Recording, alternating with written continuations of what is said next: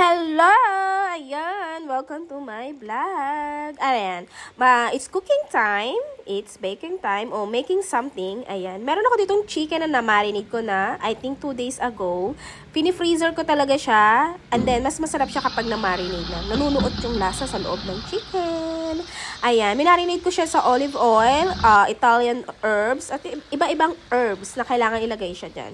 And then, of course, lagyan natin ng chicken powder para naman masarap. And then, ayan, nilinis ko na yung bench ko. Nilabas ko na rin yung aking pizza dough. Ayan. Hindi ko na ma-share kung paano ko siya ginawa kasi tapos na yung ano ko, hindi ko na siya na-videohan. Marami akong stock nito, kaya naman dukot-dukot na lang ako sa aking freezer. And then, ayun, ano na siya. Hiwa-hiwalay na para kukunin ko na lang siya kapag gustong namin magpizza.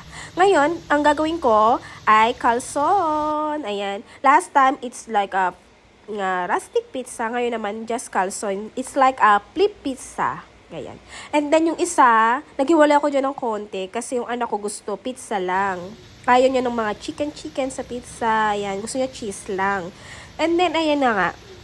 Ayan, pinalaki-laki ko yan dyan. Naglagay na ako dyan ng konting harina. And then, may baking pan ako dito. Then, nilagyan ko na siya ng parchment paper para hindi siya didikit sa ibabaw. Para mapiflip ko rin siya agad later. And then, meanwhile, ayan, niluluto ko ng chicken ko dito. Kasi kailangan ko siyang palamigin ng konti para pag nilagay ko siya sa ibabaw ng aking pizza dough, hindi siya sobrang init. Ayan. And then, habang inaantay-antay kong maluto yung chicken ko, nire-ready ko na yung aking dough. Nilagay ko na siya sa tray ko. Very easy, guys, no?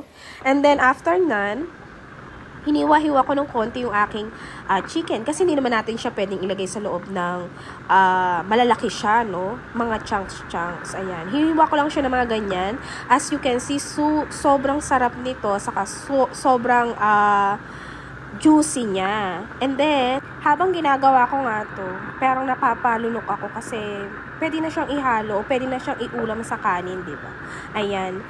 Lahat yan, parang 4 breast chicken yung ginamit ko. May mga natira pa ako niyan, pero ihahalo ko na lang siya sa salad para na masusunod parang chicken barbecue salad. Ayan. Pag may natitira, pwede natin gawa ng paraan. And then, ayan, as you can see, nagbi-blister pa. Marami pa siyang yan, lumalabas-labas yung katas niya. Sobrang yummy. Ayan. Antay-antay natin siyang medyo caramelize pa. Wow, social. Ayan, ma-caramelize pa ng konti. Para naman, masarap na siya kapag kinagat. Ayan, tinikman ko din naman. Ayan, maliit lang yung tinikman ko kasi naman nahihiya ako sa malaki. Charot. Ayan, sobrang yummy niya. Savory talaga siya. Tamang-tama lang yung alat niya, yung pagka-barbecue niya dyan sa pan ko. Mas maganda sana kung may charcoal niya siya sa labas. Ayan, napasayaw talaga ako sa sarap, guys. Kaya ayan, pagkatapos niya, sinet aside ko muna siya para lumamig ng kauntingan. And then, antay-antay lang natin. Pagkatapos niyan, niready ko na yung aking pizza dough. Ayan. Pwede kang gumamit ng homemade barbecue sauce, pero kung gamit ko yung talagang nasa lagayan na. And then, meron ako dyang pecorino cheese or parmesan cheese. Yan. Marami ang binibili ko nun para naman ilalagay ko lang siya sa ziplock, lagay ko siya sa freezer para on the go na the next day. Ayan, kapag magluluto ako ng pizza, pasta, ayan, anything with cheeses, so yummy. Ayan, lagay ko na dyan yung aking chicken, and then, ayan na rin ang aking on-the-go na mozzarella cheese. Malalaki yung block ang binibili ko nito at nilalagay ko rin sa ziplock, guys, para naman on-the-go na rin. Diba? And then, yan, ipinilip ko na siya dyan. Medyo nahirapan ako dito ng kauntingan, pero kaya naman. Make sure na nasilo yung mga gilid-gilid para hindi lumabas yung sauce, yung laman niya sa loob. Ayan. And then, dahil tinatamad akong kumuha ng brush, kinamay-kamay at tinapik-tapik ko na lang yung olive oil. So, siya na pa olive oil ako dito. And then, ayan, pinilip ko siya yung kabila naman para naman pantay ang lasa nila. And then, make sure na hindi masisira yung kabila para naman hindi lumabas nga yung laman. Ayan. Ayan, tinapik-tapik ko lang din yan dahil katamaran ko talaga. Then, nilagyan ko siya ng konting cheese sa ibabaw. Ayan, iset aside muna natin. Then, ito, ginawa ko naman itong mini pizza ng aking Unico Iho. Ayan. Spread ko lang siya dyan. Ayan. Mabilis na siya. Hindi na siya kailangan masahin ng bongga. Kasi, yung pinaka-dough niya, guys, mabilis siyang tawag dito, umalsa. Ayan. And then, ayan, naglagay din akong olive oil ng konti. Tinapik-tapik at pinuspunasan ko lang ng kaunti, ng konting harina para hindi siya dumikit. And then, ayan, ni-round-round ko. Pero hindi talaga siya nagra-round, guys. Kaya okay lang yan, kahit rustic round pizza siya. Pag naluto naman, so yummy.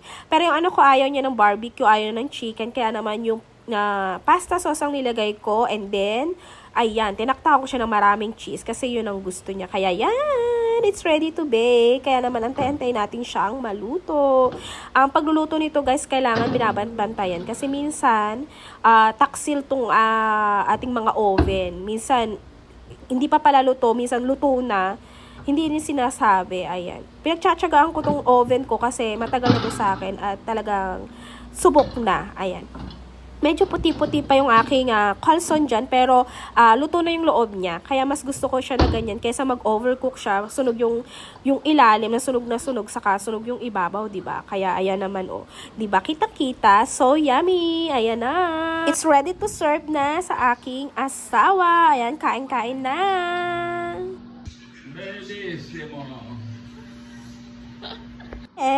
And then, una na yung asawa ko kumain. Inintay ko pa tong pizza ng anak ko. Luto na rin siya at ayan, ready na rin siya. So, yummy. Kaya naman, guys, gawa na tayo ng pizza, homemade pizza. A few moments later.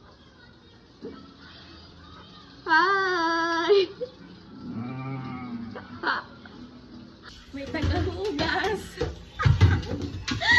See? Do everything inside, outside. Slave driver, this woman, man.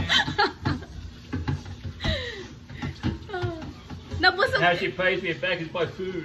Yes! Diba? You full, oh, you full. Oh, do the labor.